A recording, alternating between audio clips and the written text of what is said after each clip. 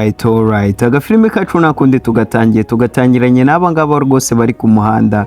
Ni abakobwa bigurisha cyangwa se bamwe twita indangamirwa. Hano hari umupadiri waje kugura, nawe rwose yaje kuyigurira ku kiro ngo shaka ko hari umukobwa rwose ahitamo ubundi akaba yabasha kuba yatuma padiri yiyumva neza. Nuko umukobwa aramwegera ati hano rwose tuguhereza serivisi nziza kandi rwose ukabasha kunyurwa.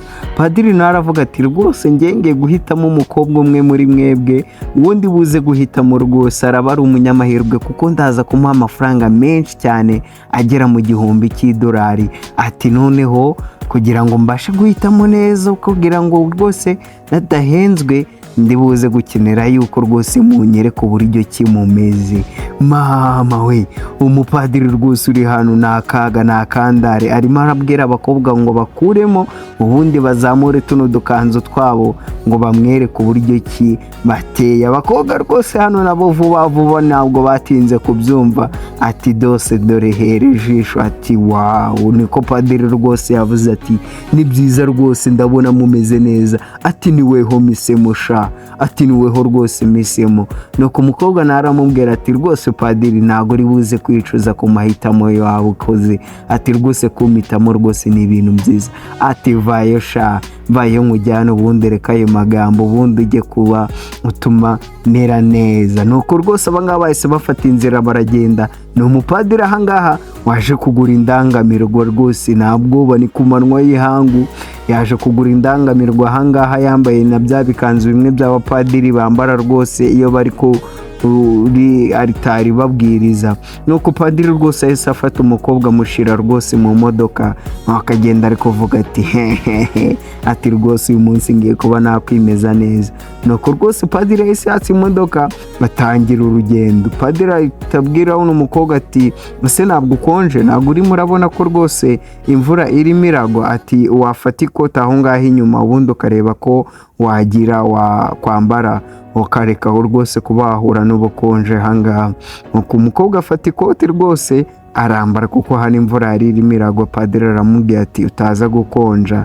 Hano bagenda baganira, umukobwa abwira padiri ati ese padiri kubera iki rwose waje kureba umukobwa kandi uri umupadiri? Ati ibyo byihorere shati, none si byo ngibyo umubiri ngo wita ngo uri umupadiri nangwa se ntabwo uri umupadiri? Ati wowe ngwino ndakujyana ahantu rwose utari buze kwibagirwa ngo uhereze show ndetse nkohereze n'ibihe byiza.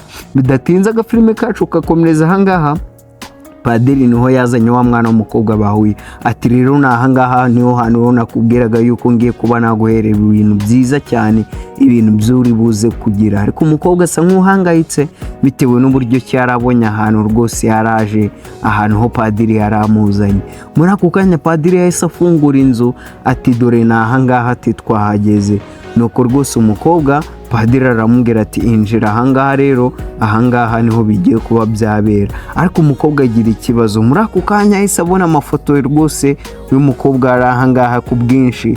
Nuko abaza padiri ati ese hano mafoto yanjye yageze hano gute? Ese uri muntu ki? Ati ese padiri ni gute ufite amafoto yanjye menshi bene kano kageni rwose? Waba unzi he? Twaba tuziranye ku buryo ki waba ufite amafoto yanjye? Nuko padiri aramubwira ati tuza wagakobwa we, tuza wipanika, ibintu byose hano biri mu buryo bwanjye rwose, icyo nari nshaka nakigeze. Ati ese padiri ni iki washakaga? Ni iki wanshakaga? Uti hari ahantu twaba tuziranye wenda ngusaba imbabazi, hari ikosa ryo naba naragukoreye.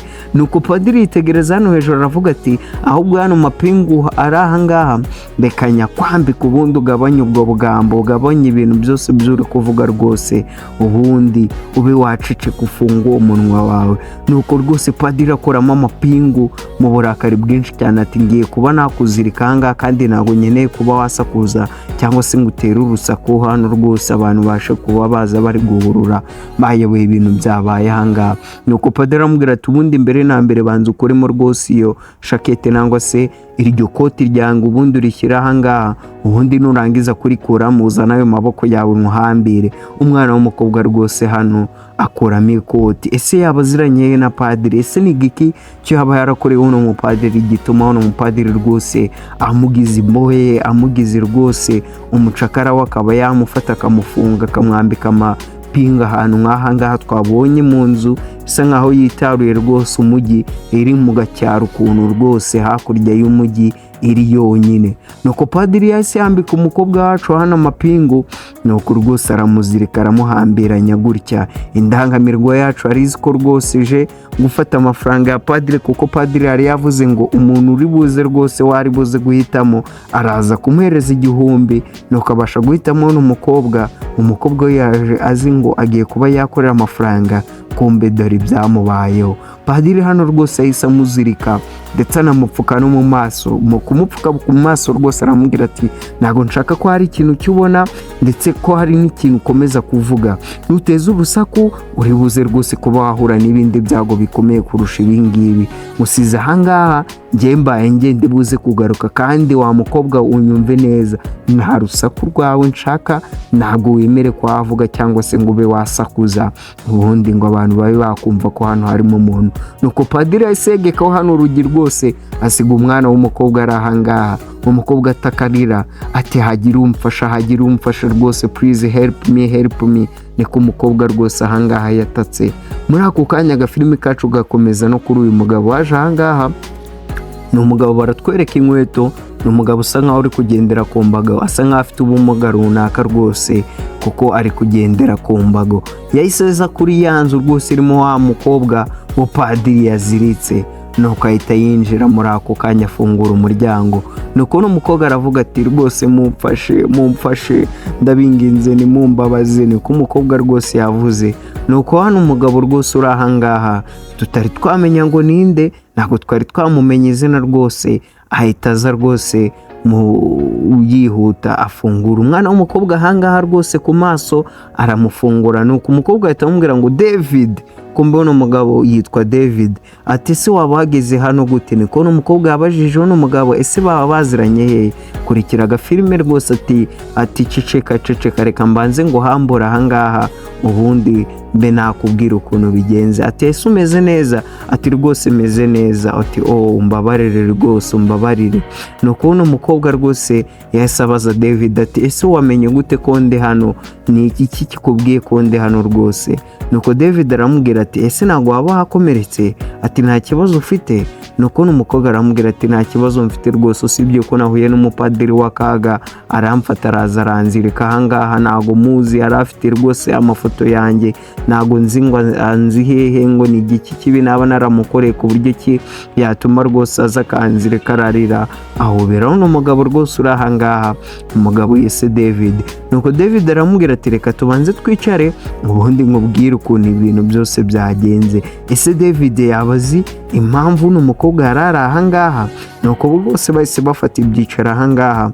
David atangira kubarira uno mugore uri ahangaha cyangwa se umukobwa ati rwose umbanze rwose umbabarire, mbanje kukwiseguraho kandi nurakarere uriya mupadiri, kuko uriya mupadiri ninjye wamubwiye ngo aze akuzirike hano akuzane. Ati nabonye njye nabo uburyo nabasha kuba rwose nabona uburyo bwatuma tubonana, mpitamo kuba nakoresha buno buryo.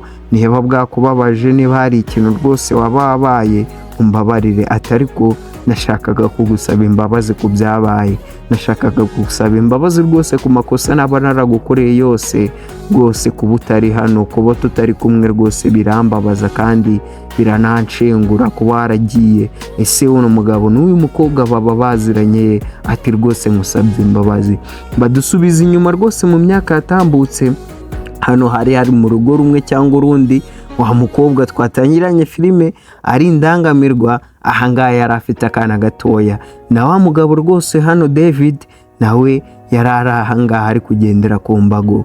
Hano ngo nibwo yakoze impanuka rwose, yarakoze impanuka vuba, nuko rwose agatangira kuzajya abwira uno mugore we uno mukobwa twatangiranye ari indaya ku muhanda ati rwose ngiye buno buzima ndaburambiwe. Ati kuva ntakora impanuka, ati nsigaye rwose nirirwa mu rugo, nsigaye meze nkaho nta kintu maze rwose mu rugo. Ati uno mukobwa akamubwira ati ariko muganga yavuze ko uzaza gukira vuba sheri, ati rwose ukomeze wihangane kandi ati ukomere, ati ubuzima buzakomeza kuba harabaye gutyo, ntabwo ariho ubuzima burangiriye.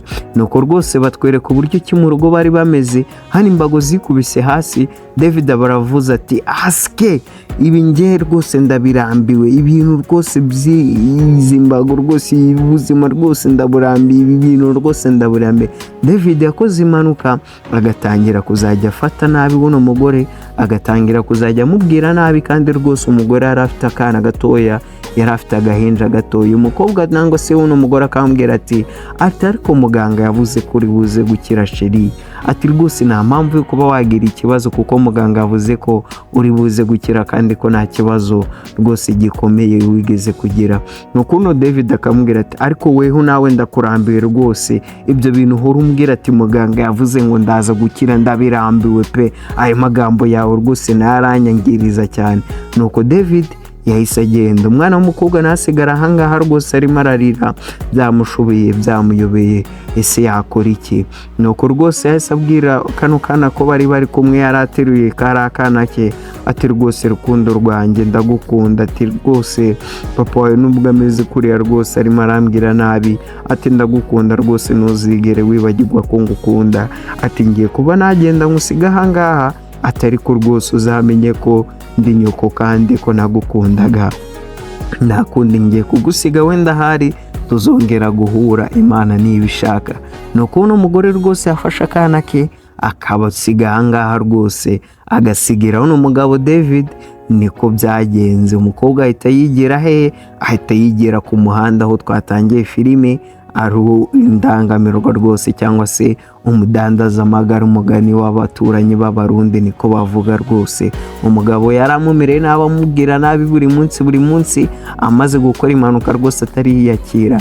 Ariko umugabo yaje kubitekerezaho, ashaka n'umukobwa rwose nangwa se umugore we, ashaka uburyo ki yamusaba imbabazi. Nuko ahangaha David aramubwira ati rwose kuva wagenda umwana wacu aragukumbuye, ndetse uyu munsi ni n'isabukuru ye, niyo mpamvu nashatse kuba nahura nawe nkaba nagusaba imbabazi ku isabukuru y'umwana wacu. Nuko umukobwa aravuga ati rwose nanjye mbabare kuba naragiye nkasiga umwana ari uri agahinja kuriya nkamugusigira. Nuko David aramubwira ati rwose ibyo nta kibazo wibyitaho, ibyo byararangiye, twakomeza ubuzima bwacu, twatangira ubundi buzima bwacu turi kumwe, icy'ingenzi rwose ni ukuri hano kandi nanjye nkaba ndi hano n'umwana akaba ari ahangaha. Muri ako kanya David yahise akuramo rwose envelope yari iri ahangaha, nuko ayihereza uno mugore we. Kumbe ni umugore we, ndizera ko rwose mwabimenye, uyu ni umugore wa David, yari yaramusize rwose, yaragiye kwibera ku muhanda. Nuko David aramubwira ati ahangaha harimo ikanzu wayihindura, ngiye kuba nazana umwana rwose ahangaha tube twaserebura isabukuru ye rwose turi kumwe, ati hindura iyo myenda ataza rwose gusanga mama we yambaye imyenda imeze gutyo, ntabwo byaba ari ibintu byiza rwose ku mwana.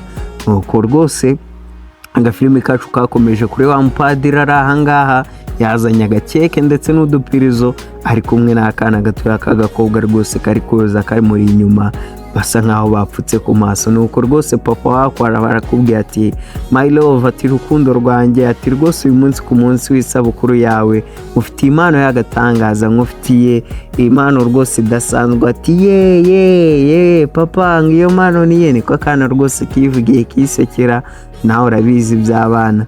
Nuko papa aramufata ati ngangwe nongeye kukwereka rwose impano y'agatangaza.